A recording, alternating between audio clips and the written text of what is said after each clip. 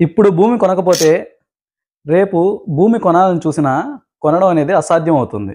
మనం రోజు రోజుకు ఎంతో కష్టపడి వర్క్ చేస్తున్నాం. నిజంగా ఆ కష్టం మనకు జీవితంలో సుఖాన్ని ఇస్తుందా? మన డైలీ రొటీన్ లైఫ్‌లో ఎడ్యుకేషన్ అని, ఫుడ్ అని, రెంట్ అని ఇలా అన్నిటి ధరలు పెరుగుతూ పోతున్నాయి.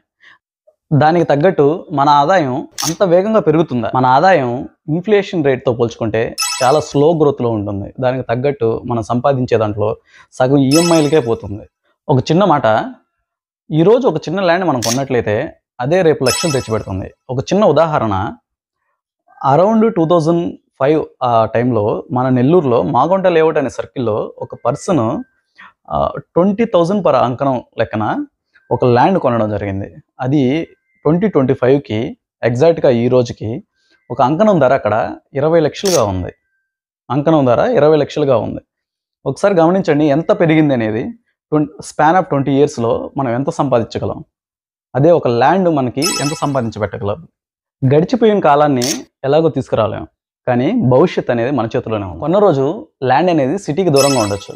కానీ భవిష్యత్తులో సిటీ అనేది ల్యాండ్‌ని దాటి వెళ్ళిపోతుంది. ఆ రోజు మన ల్యాండ్ వాల్యూ ఎంత అయ్యి ఉండొచ్చు? ఈ మాట నేను ఊరికే చెప్పట్లేదండి. మన దేశ జనాభా రోజు రోజుకు పెరిగిపోతుంది. వారి వారి అవసరాల నిమిత్తం ప్రతి ఒక్కరూ సిటీకి రావడం జరుగుతుంది.